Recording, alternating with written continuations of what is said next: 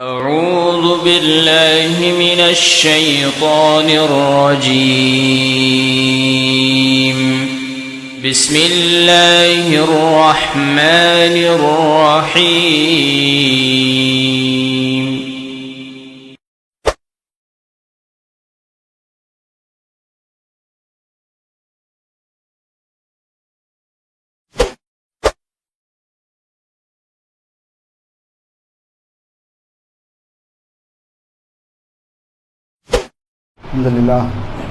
الحمد لله نعبده ونستعينه ونستغفره ونؤمن به ونتوكل عليه ونعوذ بالله من شرور أنفسنا ومن سيئات أعمالنا من يهده الله فلا مضل له ومن يضلل فلا هادي له ونشهد أن لا إله إلا الله وحده لا شريك له وأشهد أن محمدا عبده ورسوله.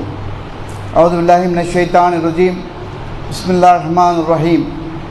يا أيها الذين آمنوا اتقوا الله حق تقاته ولا تموتن إلا وأنتم مسلمون.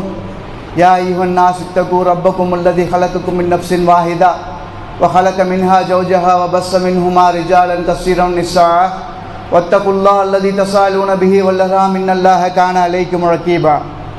يا أيها الذين آمنوا وقولوا قولا سديدا يصلح لكم أعمالكم ويغفر لكم ذنوبكم ومن يطع الله ورسوله فقد فاز فوزا عظيما. رب اشرح لي صدري ويسر لي امري واحلل عقدة من لساني يفقهوا قولي. ரப்பி ஜித்னி இல்மா. வார்த்தைகளிலே சிறந்தது அல்லாஹ்வினுடைய வார்த்தைகள் என்றும் வழிகாட்டுதல்களில் சிறந்தது அல்லாஹ்வினுடைய தூதர் நபிகள் நாயகம் ஸல்லல்லாஹு அலைஹி வஸல்லம் அவர்களுடைய வழிகாட்டுதல் என்றும் காரியத்திலே மிக மிக கெட்டது மார்க்கத்திலே புதுமைகளை பிதுகத்துகளை உண்டாக்குவது. ஒவ்வொரு பிதுகத்துகளும் வழிகேடுகள், ஒவ்வொரு வழிகேடுகளும் நம்மை நரகில் கொண்டு சேர்க்கும் என அல்லாஹ்வினுடைய தூதர் நபிகள் நாயகம் ஸல்லல்லாஹு அலைஹி வஸல்லம் அவர்கள் தம்முடைய ஒவ்வொரு உரையின் போதும் சஹாபாக்களுக்கு நினைவுறுத்தியதை நானும் உங்கள் முன்னால் எடுத்துரைத்தவனாக, ஷிர்க்கை விட்டும் பிதுகத்தை விட்டும் அனாச்சாரத்தை விட்டும் அசிங்கத்தை விட்டும் ஹராமான காரியத்தை விட்டும் அல்லாஹ் விரும்பாத தடுத்த அனைத்து காரியங்களிலிருந்தும் வல்ல ரஹ்மான் என்னையும் உங்களையும் என்றென்றும் பாதுகாக்க வேண்டும் எனது பிரார்த்தனையோடு ஆரம்பம் செய்கின்றேன். பாசத்திற்குரிய சகோதர சகோதரிகளே, நமக்கு இன்றைக்கி எல்லாமே ஆசைப்படுறது என்னன்னா, நான் ரொம்ப நல்லா இருக்கணும், நான் இந்த உலகத்தில் வாழ வரைக்கும் சந்தோஷமாக வாழணும், நிம்மதியாக வாழணும், எனக்கு எந்த குறையும் வந்துடக்கூடாது. இப்படியான ஆசை எல்லா மனிதர்களிடத்திலுமே இருக்கும், அது தவறல்ல. அதற்கு வாழ்வாதாரம் என்று சொல்லப்படுகிறது, ரிஸ்க் என்று அரபியிலே சொல்லுவார்கள். நம்ம எல்லாம் நினைச்சிட்டு இருக்கிறோம் ரிஸ்க்குன்னு சொன்னால் உணவு செல்வம் என்பதாக நினைத்து கொண்டிருக்கிறோம். ஒரு மனிதன் வாழ்வதற்கு தேவையான அனைத்துமே ரிஸ்க்கு தான். நல்ல மனைவி ஒரு ரிஸ்க், நல்ல குழந்தைகள் ஒரு ரிஸ்க், நல்ல குடும்பம் ஒரு ரிஸ்க், நல்ல பொருளாதாரம் ஒரு ரிஸ்க், நல்ல வாழ்வாதாரம், அவன் தேவையான அவன் சந்தோஷமாக இந்த வாழ்க்கையை கழிப்பதற்கு தேவையான அனைத்து பொருள்களுக்குமே அரபியிலே ரிஸ்க் என்று சொல்லுவார்கள். இந்த ரிஸ்க்கு வாழ்வாதாரம் எப்படி நம்ம வாழ்க்கையிலே அபிவிருத்தியாக வேண்டும், பெருக வேண்டும் என்பதாக அல்லாஹ்வும் அல்லாஹ்வுடைய தூதரும் நிறைய வழிமுறைகளை சொல்லியிருக்கிறார்கள். என்ன செஞ்சால் இந்த ரிஸ்க் நமக்கு கிடைக்கும், எதை செய்தால் இந்த வாழ்வாதாரம் அதிகமாகும் என்பதாக நிறைய வழிகாட்டுதல்களை சொல்லியிருக்கிறார்கள்.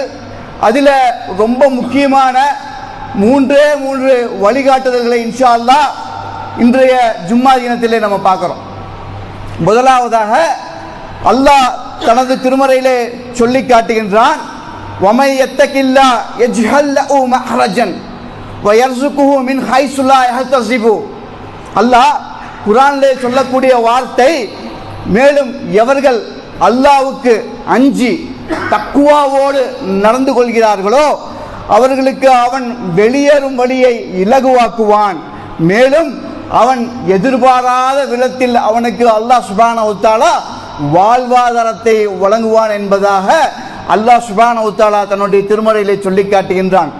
அல்லாஹ்வுடைய தூதர் நபிகள் நாயகம் ஸல்லல்லாஹு அலைஹி வஸல்லம் அவர்கள் அபூதர் ரலியல்லாஹு அவர்களிடத்தில் சொல்றாங்க, வமை யத்தகில்லா யஜ்ஹல் லஹு மஹ்ரஜன்.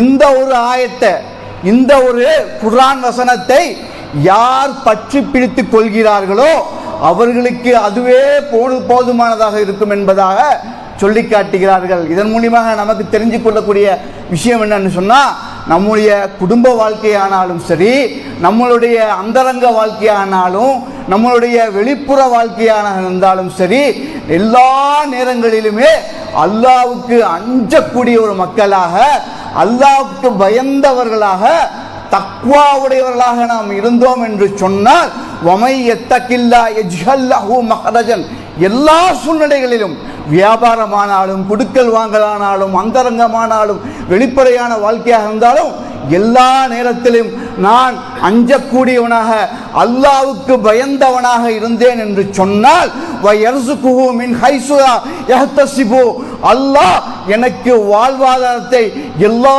புறத்திலிருந்தும் தருவான் என்ற உறுதியான ஈமானோடு இருக்க வேண்டும். 2-3 பேர் சேர்ந்து வியாபாரம் செய்கிறோம், நமக்கு அல்லாஹ்வுக்கு மட்டும்தான் தெரியும் நம்ம ஏமாத்துறோமா இல்லையான்னு. இல்லையா? நம்ம செஞ்சுட்டு போகலாண்டா, அவனுக்கு தெளிவாக போகுது, குடும்பத்தில் பணத்தை நம்ம 2 பேரும் ஷேர் பண்ணிக்குவோம், அவன்கிட்ட கேட்டால் அவன் வேறு ஏதாவது சொல்லிக்கலாம், அவன் ஒரு மாக்கான் தானே, அவனை நம்ம அப்படியே தட்டி விட்டுறான்.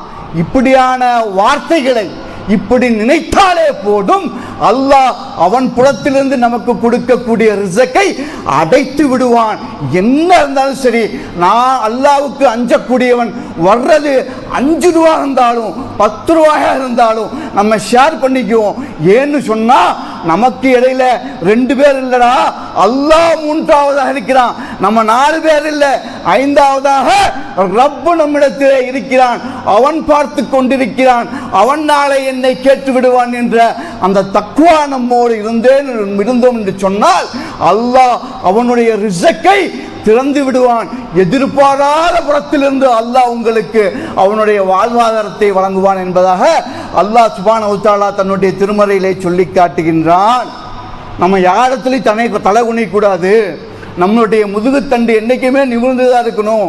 நான் யாரிடத்துலையும் போய் கையேந்திரக்கூடாது, யாரிடத்துலையும் போய் என்னுடைய குறையை நான் சொல்லிடக்கூடாது, என்னுடைய கஷ்டத்தை நான் புலம்பக்கூடாதுன்னு சொல்லி நம்ம பயந்தோன்னு சொன்னால், அல்லாஹ்வுக்கு பயந்து நடக்கக்கூடிய, அல்லாஹ்வுக்கு அஞ்சக்கூடிய, அல்லாஹ்வுக்கு பயந்து அவனுடைய கட்டளைகளை பேணக்கூடிய நல்ல மக்களாக இருந்தோம் என்று சொன்னால், நிச்சயமாக அல்லாஹ் யாரிடத்திலையும் நம்மை தலைகுனிய வைக்க மாட்டான்.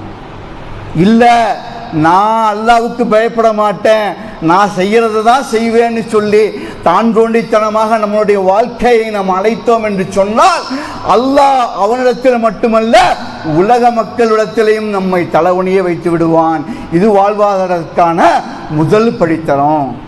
2ஆவதாக, ரிஸ்க், வாழ்வாதாரம் நமக்கு அதிகமாக வேணும் என்று சொன்னால், வாழ்வில் நமக்கு எந்த சிரமமும் ஏற்படக்கூடாது, வாழ்க்கையில் நமக்கு எந்த கஷ்டமும் வந்துடக்கூடாது என்று சொன்னால், அல்லாஹ்விடத்திலே நாம் அதிகமாக இஸ்திக்ஃபார் செய்ய வேண்டும்.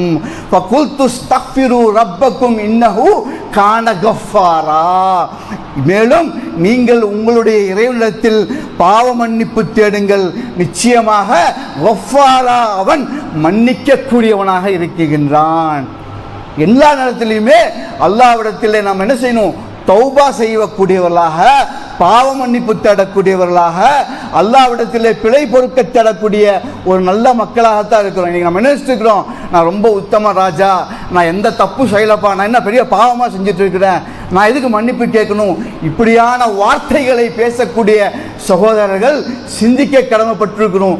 அல்லாஹ்வுடைய தூதர் நபிகள் நாயகம் ஸல்லல்லாஹு அலைஹி வஸல்லம் அவர்கள் சொல்கிறார்கள், அல்லாஹ்வின் மீது ஆணையாக நான் ஒரு நாளைக்கு 70 முறைக்கு மேல் அல்லாஹ்விடத்திலே தௌபா தேடக்கூடியவனாக, பிழை பொறுக்க தேடக்கூடியவனாக, பாவ மன்னிப்பு தேடக்கூடியவனாக இருக்கிறேன் என்பதாக யார் சொல்லி காட்டுகிறார்?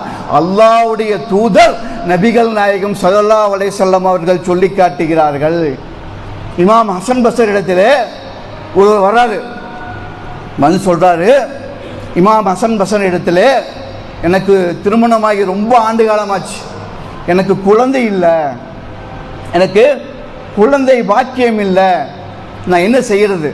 நீங்கள் ஒரு பெரிய மார்க் அறிஞராக இருக்கிறீங்க, நீங்கள் ஒரு பெரிய அறிஞர், குர்ஆனையும் அல்லாஹ்வுடைய வசனங்களையும் அல்லாஹ்வுடைய தூதருடைய பொன்மொழிகளையும் பின்பற்றக்கூடியவர்களாக இருக்கிறீர்களே, எனக்கு ஏதாவது கற்றுக் கொடுங்க, திக்ருகளையோ ஏதாவது துவாக்களை கற்றுக் கொடுங்க, எனக்கு குழந்தை இல்லை என்பதாக அந்த நபர் முறையிடுகிறார். இமாம் ஹசன் பஸரி அவர்கள் சொல்லுகிறார்கள், அஸ்தக்ஃபிருல்லாஹ், அல்லாஹ்விடத்திலே அதிகமாக பிழை பொறுக்க தேடுங்கள், இஸ்திக்ஃபார் செய்யுங்கள், பாவ மன்னிப்பு தேடுங்கள் என்பதாக சொல்லி அனுப்புகிறார். மீண்டும் வேற ஒரு நபர் வர்றார். இமாம் ஹசன் பஸரி இடத்துல சொல்லுகிறார், ரொம்ப வறட்சியாக இருக்கு எங்கள் ஊரில் ரொம்ப வறட்சியாக இருக்கு, கடுமையான வறட்சி, பஞ்சமாக இருக்கு, எங்களுக்கு ஏதாவது ரிஃபாயத்தை சொல்லிக் கொடுங்க, துவா திக்ருகளை சொல்லிக் கொடுங்க, ஏதாவது ஒரு வழியை சொல்லிக் கொடுங்கன்னு சொல்லி இமாம் ஹசன் பஸரி இடத்துல கேட்கும் பொழுது இமாம் ஹசன் பஸரி அவர்கள் சொல்றாங்க, இஸ்திக்ஃபார் செய்யுங்கள், அல்லாஹ்விடத்திலே அதிகமாக பாவ மன்னிப்பு தேடுங்கள் என்பதாக சொல்லி காட்டுகிறார்கள். மூன்றாவதாக ஒரு நபர் வருகிறார். இமாம் ஹசன் பஸரி இடத்திலே கேட்கிறார், எனக்கு ரொம்ப வறுமை, கடன் மேலே கடன் மேலே கடன் மேலே கடன், அடைக்க முடியாத ஒரு சூழ்நிலை, என்ன செய்யறதுனே தெரியல, நான் ரொம்ப சிரமத்தில் இருக்கிறேன், எனக்கு ஏதாவது வழியை சொல்லிக் கொடுங்க, நான் என்ன துவாவை என்ன செஞ்சா இந்த வறுமையிலிருந்து நான் மீண்டு வருவேன் என்பதை எனக்கு கற்றுக் கொடுங்கள் என்று சொன்னவுடன் இமாம் ஹசன் பஸரி அவர்கள் சொல்லுகிறார்கள், இஸ்திக்ஃபார் செய்யுங்க, அதிகமாக இஸ்திக்ஃபார் அஸ்தக்ஃபிருல்லாஹ் சொல்லுங்கள் என்பதாக சொல்லி அனுப்புகிறார்கள். இமாம் ஹசன் பஸரியுடைய மாணவர்கள் கேட்கிறார்கள், இமாம், முதல்ல ஒருத்தர் வந்தாரு, குழந்தை இல்லை என்று சொன்னார், நீங்கள் இஸ்திக்ஃபார் செய்யுங்கள் என்று சொல்லி அனுப்பிவிட்டீர்கள். இரண்டாவது ஒருவர் வந்தார், வறுமையில் இருக்கிறேன், பஞ்சத்தில் இருக்கிறேன் என்று சொன்னார், இஸ்திக்ஃபார் என்று சொன்னீர்கள். மூன்றாவது ஒருவர் வந்தார், வறட்சி என்று சொன்னார், கடுமையான பஞ்சம் என்று சொன்னார், அவரிடத்திலேயும் அஸ்தக்ஃபிருல்லாஹ் சொல்லுங்கள் என்று சொன்னீர்கள். எங்கிருந்து இதை பெற்றுக்கொண்டீர்கள்? எதனால் இப்படி மூன்று பேருக்கும் ஒரே விதமான விடையை சொன்னீர்கள்? அதற்கு என்ன காரணம் என்று சொன்னவுடன் இமாம் ஹசன் பஸரி அவர்கள் சொல்லுகிறார்கள், ஃபகுல்து ஸ்தக்ஃபிரு ரப்பக்கும் இன்னஹு கான கஃபாரா, மேலும் நீங்கள் உங்களுடைய இறைவனிடத்திலே பாவ மன்னிப்பு தேடுங்கள், அவன் நிச்சயமாக பாவ மன்னிப்பை ஏற்றுக்கொள்ளக்கூடியவனாக இருக்கிறான். யுர்சில ஸமா அலைக்கும் மித்ராரா, அப்படி செய்வீர்கள் ஆனால் அவன் உங்களுக்கு தொடர்ந்து மழையை அனுப்புவான்.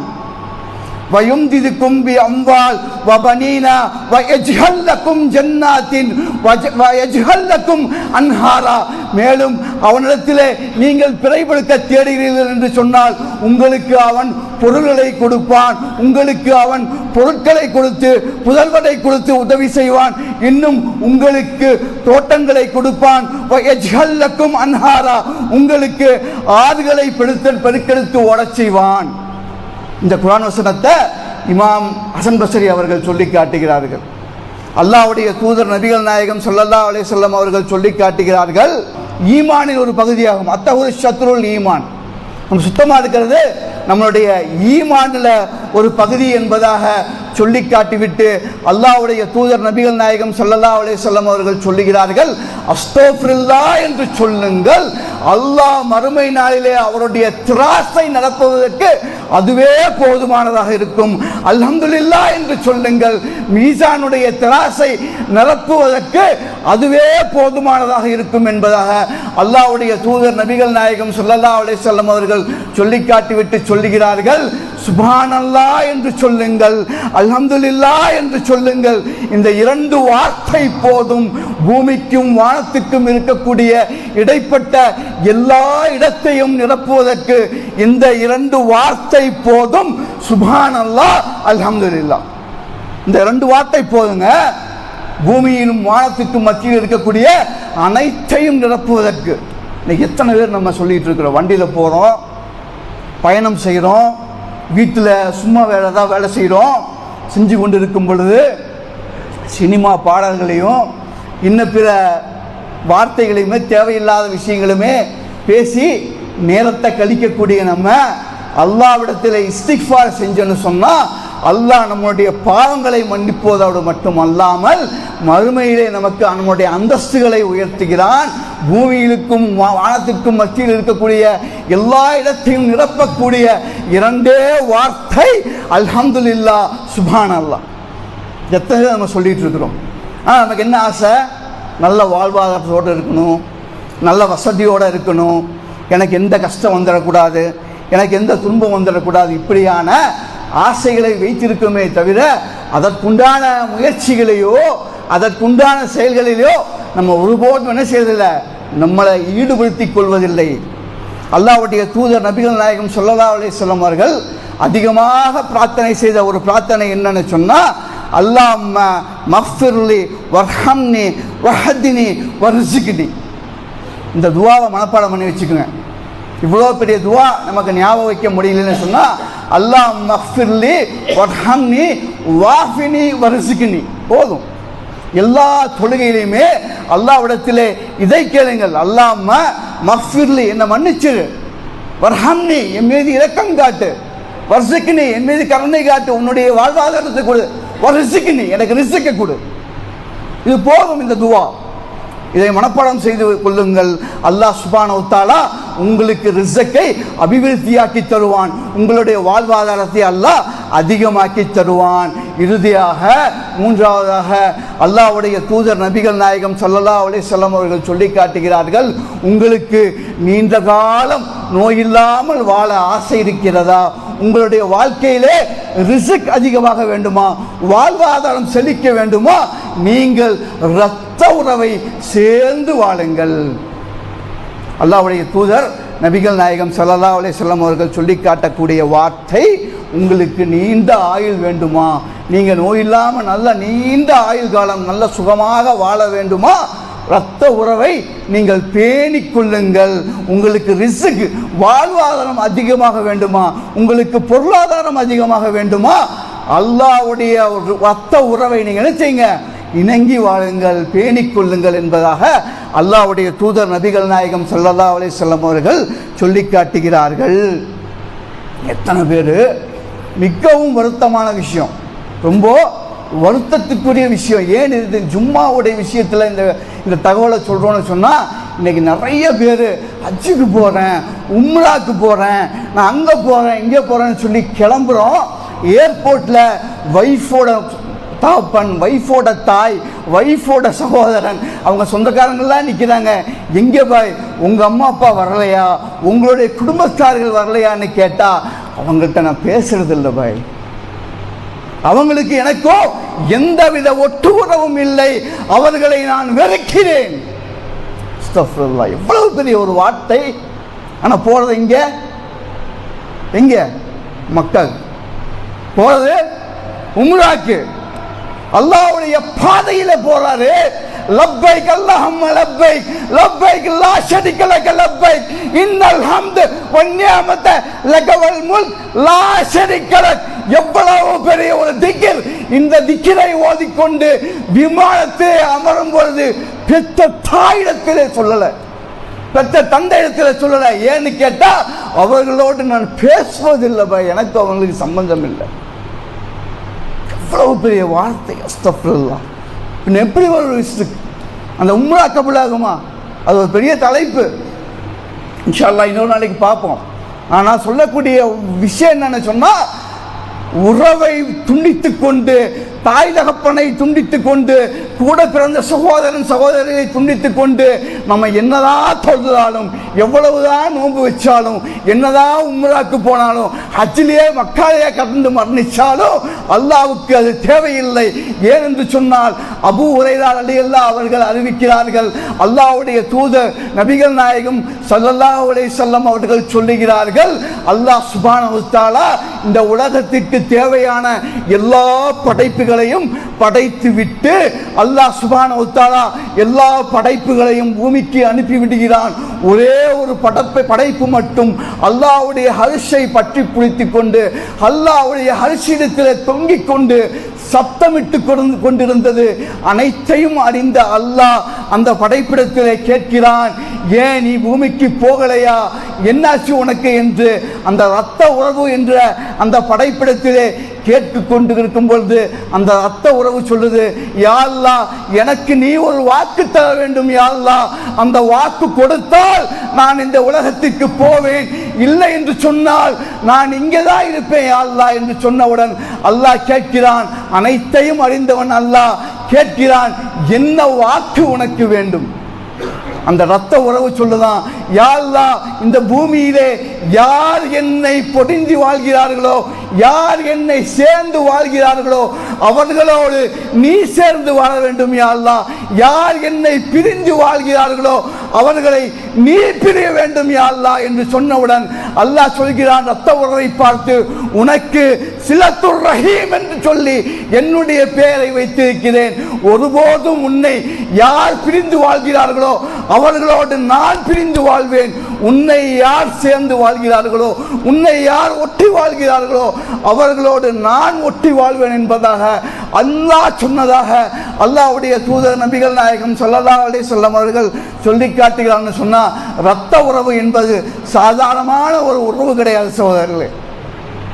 என்ன, தம்பிக்கு கொஞ்சம் செலவு பண்ணிட்டோம், தங்கச்சியோடைய திருமணத்துக்கு கொஞ்சம் கொடுத்துட்டோம், அம்மா நோயா பட்டிருக்காங்க, அவங்க நோய் நிவாரணத்துக்கு கொடுத்துட்டோம், சாப்பிடுறது தானே. 75-80 வயசு ஆச்சு, இப்போ போய் இவ்வளோ செலவு பண்ணிட்டு இருக்கிறீங்களே, இவங்களுக்கு போய் இவ்வளோ கொடுத்துட்டு இருக்கீங்களே, இப்படியே கொடுத்துட்டு இருந்தா நம்ம குழந்தைகளை யார் காப்பாற்றுறது, உங்க குழந்தைகளை யார் பார்த்துக்குவா, இப்படி கூட பிறந்தவங்கன்னு சொல்லி இவர்களுக்கு நீ செலவு செய்து கொண்டே இருந்தால் உனக்கு யார் பார்ப்பார் என்பதாக நாம் யோசிக்கிறோமே, நாம் கேட்கிறோமே. நம்முடைய வீட்டிலே வாய் பேச முடியாமல், மூளை வளர்ச்சி இல்லாமல், கைகால் வராம, அறிவில்லாம, விதவையாக, தம்பி வேலை இல்லாமல் நோய்வாய்ப்பட்டிருந்த தாய் உடனாக நடக்க முடியாமல் வயோதிகமாக இருக்கக்கூடிய தந்தை, இப்படி நம்ம வீட்டில் யார் பலவீனமாக இருந்தாலும் யோசித்துக் கொள்ளுங்கள். இன்னமா அத்தாக்க அல்லாஹு அல் குவத்த பிஸ்ஸபாபி அத்வா ஃபி பைத்திக். உங்களுக்கு ரிஸ்க் அளிப்பதெல்லாம் உங்கள் வீட்டிலே இருக்கக்கூடிய பலகீனமானவருடைய புறத்தில் தான் உங்களுக்கு ரிஸ்க் அளிக்கப்பட்டு கொண்டிருக்கிறது. அவர்கள் இல்லை என்று சொன்னால், அவர்கள் இல்லை என்று சொன்னால் உங்களுக்கு ரிஸ்க் கிடையாது. இன்னமா அத்தாக்க அல்லாஹு அல் குவத்த பிஸ்ஸபாபி அத்வா ஃபி பைத்திக். உங்களுக்கு வாழ்வாதாரம் அளிக்கப்படுவதெல்லாம் பலசாலிகளே, வியாபாரிகளே, நீங்கள் தலைவர்களாக இருக்கலாம், குடும்ப தலைவர்களாக இருந்தாலும் கூட நீங்கள் சம்பாதிக்கக்கூடிய சம்பாத்தியம் எல்லாம், உங்களுக்கு அல்லாஹ் பலத்தை கொடுத்ததெல்லாம் உங்கள் வீட்டில் இருக்கக்கூடிய பலகீனமானவர்களுக்காகத்தான். அவர்கள் இல்லை என்று சொன்னால் உங்களுக்கு அது கிடையாது. நீங்க நல்லா பாருங்க, யார் வீட்லையாவது இந்த மூளை வளர்ச்சி இல்லாமல், நடக்க முடியாமல், வாய் பேச முடியாமல் ஏதாவது ஒரு குடும்பத்தில் ஒருத்தங்க இருப்பாங்க. அவங்க வீட்டில் போய் கேட்க பாருங்க, இல்லை அவனே கூப்பிட்டு, தம்பி இன்னைக்கு என்ன சாப்பிட்டான்னு கேளுங்க, இதை செக் பண்ணி பாருங்க. என்ன சாப்பிட்ட? மீன் சாப்பிட்டம்பா. நேற்று கோழி, முந்தானத்து பிரியாணி, நாளைக்கு குஸ்கா. இதை நான் கேட்டிருக்கிறேன். நல்ல நோட் பண்ணி பாருங்க. அவர்கள் வீட்டிலே, அவர்கள் கஷ்டத்திலே இருந்தாலும், அவர்கள் துன்பத்திலே இருந்தாலும், நோய் நொடியாக இருந்தாலும் ஒருபோதும் அல்லாஹ் அந்த ரிஸ்க் என்ற ஒரு வாசலை அவர்களுக்கு மூடவே மாட்டான். ஏன்னு சொன்னா, அல்லாஹ் அவர்களுக்கு வாழ்வாதாரத்தை அளித்துக் கொண்டே இருப்பான். ஆக வீட்டில் இருக்கக்கூடிய பலகீனமானவருடைய பொருட்கள் தான் நமக்கு ரிஸ்க் வருகிறது. ஆகையால இரத்த உறவை பேணிக்கொள்ள வேண்டும். அல்லாஹ் சுப்ஹானஹு வ தஆலா நமக்கு இம்மையிலும் வெற்றியை கொடுப்பான், நாளை மறுமையிலும் வெற்றியை கொடுப்பான். வக்கூலி கௌலி ஹாதா அஸ்தக்ஃபிருல்லாஹ்.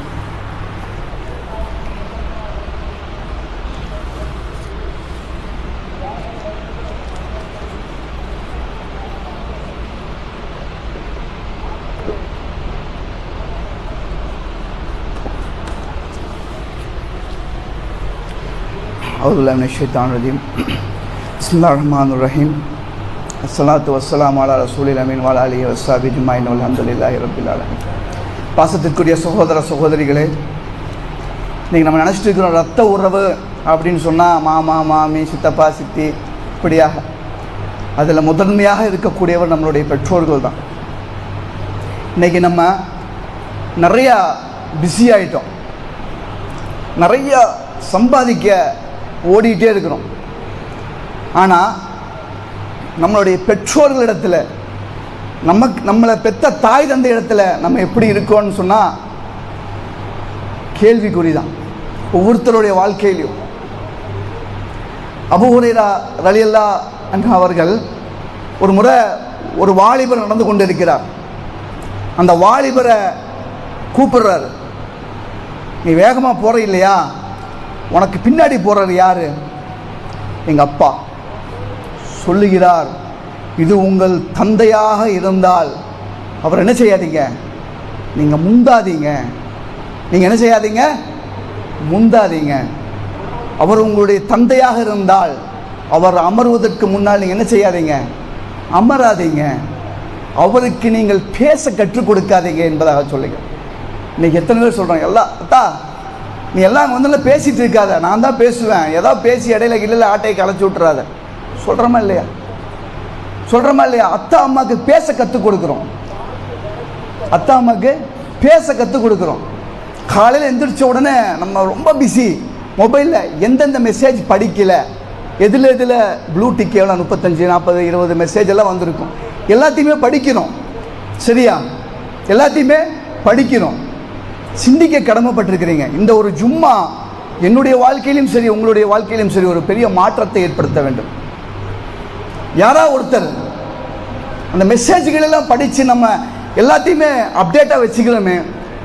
நம்ம அம்மா அத்தாவுடைய ஆசை என்னங்கிறது ஒரு அப்டேட் இருக்கா நம்மள்கிட்ட? யாராவது வீட்டில் ஒரு ஓரமாக வயசாகி உட்கார்ந்துருக்குமே, நோய்வாய்ப்பட்டு உடம்பு கூணாகி தோலெல்லாம் சுருக்கமாகி அமர்ந்து கொண்டு இருக்கக்கூடிய அந்த தாய் தந்தைகிட்ட போய் நம்ம எத்தனை பேர் பேசியிருப்போம், அம்மா நான் பெரியவன் ஆயிட்டேன், எனக்கும் மனைவி குழந்தைகள்லாம் இருக்குது, நான் ரொம்ப பிஸி ஆகிட்டேன், உங்களோட பேசுறது கூட எனக்கு டைம் இல்லை, உன்னை பார்க்குறதுக்கு கூட எனக்கு டைம் இல்லை, நான் மன்னிச்சிருமா, இன்றைக்கி நான் உங்களோட தான் இருக்க போகிறேன், இப்போ மொபைலெல்லாம் ஆஃப் பண்ணிட்டேன், பூரா வீசிடுறேன், இன்றைக்கி பூரா நான் உங்கள்கிட்ட தான் பேச போகிறேம்மா, உனக்கு என்ன வேணும், உனக்கு என்ன வேணுமா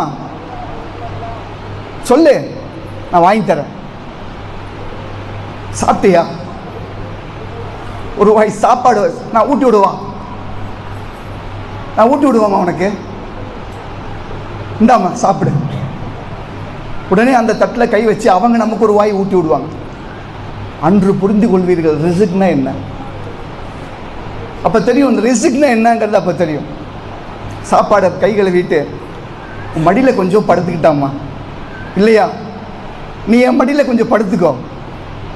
அந்த தாயை தலையில் படுக்க வச்சு உங்கள் மடியில் அவங்க தலையை தடவி விட்டு ஒரே ஒரு முத்தத்தை அவர்களுடைய நெற்றியில் கொடுத்து பாருங்க. சொர்க்கம் என்ன என்கிறது அல்லாஹ் இந்த உலகத்திலே உங்களுக்கு காட்டிடுவான். சொர்க்கங்கிறது என்னங்கிறது தெரிஞ்சிடும். இந்த பாசமான முகத்தை நீங்கள் தொட்டு பார்த்தீர்கள் என்று சொன்னால், உயிரோடு இருக்கக்கூடிய அந்த நேரத்திலே அந்த முகத்தை நீங்கள் தொட்டு தடவினீர்கள் என்று சொன்னால், ஒரு நாள் வரும் சகோதரர்களே, ஜனாசாவாக வெள்ளை கஃபன் அணிந்தவர்களாக அவர்களை படுக்க வைத்திருப்பார்கள். ஒரே ஒரு முறை நான் தொட்டுக்கிறேன் பாய், நான் ஒரே ஒரு முறை நான் அந்த முகத்தை பார்த்துக்கிறேன், நான் ஒரே ஒரு முறை எங்க அம்மாவோட தொட்டுக்கிறேன்னு சொல்லி கதறக்கூடிய அந்த நாள் வரும். அந்த நாள் நீங்க நினைப்பீங்க, அன்னைக்கு ஒரு நாள் இந்த நேரத்தில் எங்க அம்மாட்ட நான் ஒரு நாள் பூரா உட்கார்ந்து பேசினேனே, அவங்கள நான் அன்னைக்கு பூரா நான் பார்த்துக்கிட்டேனே, யா அல்லாஹ் சொர்க்கத்திலே எனக்கு ஒரு வாய்ப்பை கொடு, என்னுடைய தாயிடத்திலே நான் இருக்க வேண்டும், என்னுடைய தகப்பனிடத்திலே நான் இருக்க வேண்டும். யா அல்லாஹ் சொல்லுமா, உனக்கு என்ன வேணும்? எனக்கு ஒன்றும் வேண்டாப்பா, நீ நல்லா இருந்தா அது போதுன்னு சொல்லி அந்த தாய் நினைப்பா, இந்த நேரத்திலே நான் செத்துட்டான்னு கூட சந்தோஷமா மௌத்தாவேன் நினைப்பாங்களா இல்லையா?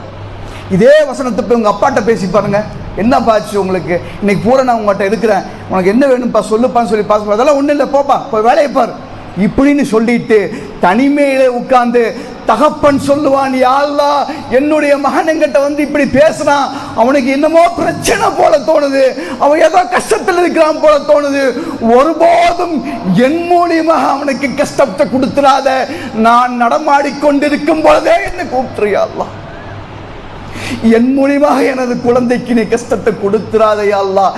கேட்கக்கூடிய தாய் தந்தையர் தான் நமக்கு அல்லாஹ் கொடுத்திருக்கிறான்.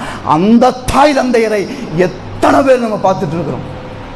ஒரு காலத்தில் 10 குழந்தைகளையும் தாய் தந்தையர்கள் அழகாக வளர்த்தி எடுத்தார்கள். ஆனால் இன்று 10 பேர் இருக்கிறோம். ஒரு தாய் தந்தையரை பார்ப்பதற்கு அண்ணன் வீட்டில் ஒரு நாள், தம்பி வீட்டில் ஒரு நாள், தங்கச்சி வீட்டில் ஒரு நாள் சொல்லி உக்கடத்துக்கும் காந்திபுரத்துக்கும் குனிமுத்தூருக்கும் அலைய வச்சுட்டு இருக்கிறோமே. சிந்திக்க கடமைப்பட்டிருக்கிறோம். பெற்றோர்கள் என்பது நமக்கு கிடைத்த பொக்கிஷம். பெற்றோர்கள் என்பது நமக்கு கிடைத்த மிகப்பெரிய ஒரு பலம். பெற்றோர்கள் என்பது நமக்கு அல்லாஹ் சுப்ஹானஹு வ தஆலா இந்த உலகத்திலே கொடுத்த மிகப்பெரிய ஒரு அருள். அந்த அருள் இல்லை என்று சொன்னால், அந்த கதவை நீங்கள் அடைத்து விட்டீர்கள் என்று சொன்னால் சொர்க்கம் உங்களுக்கு கேள்விக்குறி. அல்லாஹ் அந்த பாவத்திலிருந்து நம்மை பாதுகாப்பானாக. தாய் தந்தையர்களை பேணி வாழக்கூடிய, உறவுகளை ஒட்டி வாழக்கூடிய ஒரு நல்ல பாக்கியத்தை தருவானாக. நம்முடைய எல்லா பாவங்களையும் மன்னித்து கலிமா ஷஹாதத்தோடு மரணிக்கக்கூடிய ஒரு பாக்கியத்தை வல்ல ரஹ்மான் நம் அனைவருக்கும் தந்தருள் புரிவானாக. வாஹிர் தாமானா வனில் ஹம்துலில்லாஹி ரப்பில் ஆலமீன். அஸ்ஸலாமு அலைக்கும் வரஹ்மத்துல்லாஹி வபரகாத்துஹு. இது போன்ற மார்க்க சொற்பொழிவுகள் மற்றும் இஸ்லாமிய காணொளிகள் காண நமது தமிழ் இஸ்லாமிக் ஃபுட்டேஜ் என்கிற யூடியூப் சேனலை சப்ஸ்கிரைப் செய்து கொள்ளுங்கள். ஜஸாக்குமுல்லாஹு கைரன் கஸீரா.